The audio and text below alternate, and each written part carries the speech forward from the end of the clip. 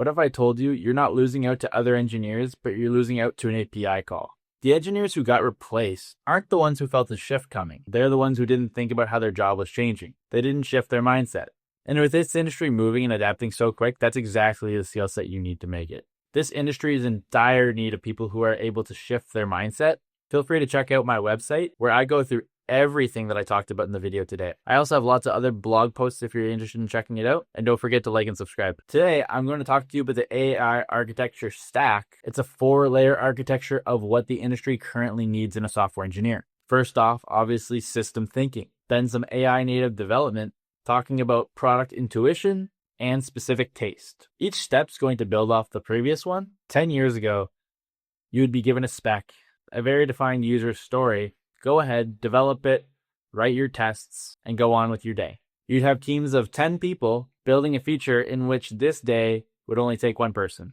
AI agents are now writing code at a fraction of the cost of what it would take for a normal software engineer to do 10 years ago. What this means is there's incredible leverage for software developers to write code quicker. So then the question is, how does a company decide who to hire? Who is a good software engineer? If one person is fighting for 10 people's jobs, how do we decide who to hire? System design interviews are a perfect way to identify if you're a junior developer or a senior developer. Can you look at the problem from a more holistic standpoint? Nobody cares if you can write code anymore. Claude is going to write everybody's code for them. But can you architect the bigger picture? Can you architect a design that fulfills the need of a consumer?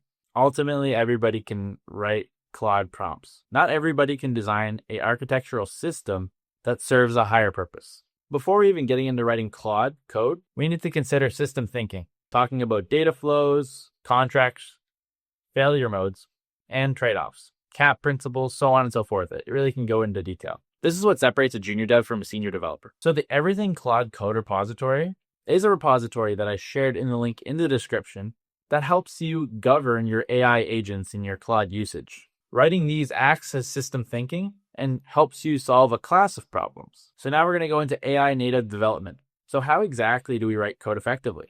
And when I say we, I mean Claude. First off, you're obviously going to need to install that GitHub repository that I had sent. So I've linked the GitHub repository in the description below. If you go ahead and install this on your computer and then npm install, you will maximize your Claude usage in terms of how you get things done, not actually the tokens. /plan is a very useful tool. Just like it sounds, it helps you build steps in order to build your feature. It has a full implementation blueprint, architecture task list, and most importantly, it gives you a list that you can review before it starts. This is just generally good practice. You should just not let it aimlessly do stuff. I mean, we all have let it do aimlessly, but we shouldn't. /TDD is very important as well. This is test-driven development. What this makes the software do is write the tests first. It validates that 80% coverage has to be ensured or else the feature won't merge. This is just generally good practice, and often we think backwards when developing like this, but test-driven development has shown lots of success in various different projects. /code review is also very important. And just like it sounds,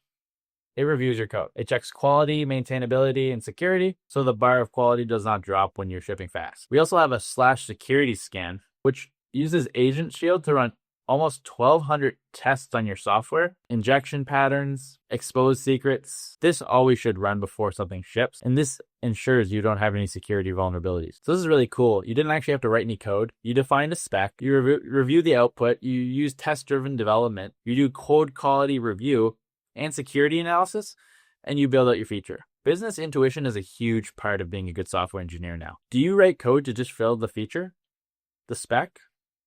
Are you thinking about the client and the further business need? Are you thinking about the architecture at a higher level? What happens if you scale up in a few years and your database needs a certain implementation? Are you collecting data in the right way that you won't be in technical debt in the future? You want to write your code with the future in mind, with the business requirements in mind. And ultimately, we're all just writing code to solve a problem. It's just a tool as a means to make money. Acquiring taste as a software engineer is something that you get with experience. The taste of which how you design a system architecture is one great example. Do we want to use microservices? Do we want a monolithic architecture? But most importantly, why? We should justify all our choices. When using AI models, are we using Sonnet, Opus, Haiku, and why? Are we making complex architecture decisions? In that case, I'd want to use Opus. But some more junior developers might use Opus for everything and use all their tokens on mundane tasks. And as you're going through building more and more, you should build skills along the way, not only as a developer, but with Claude, by actually making the skills. Always spec out your feature before delivering.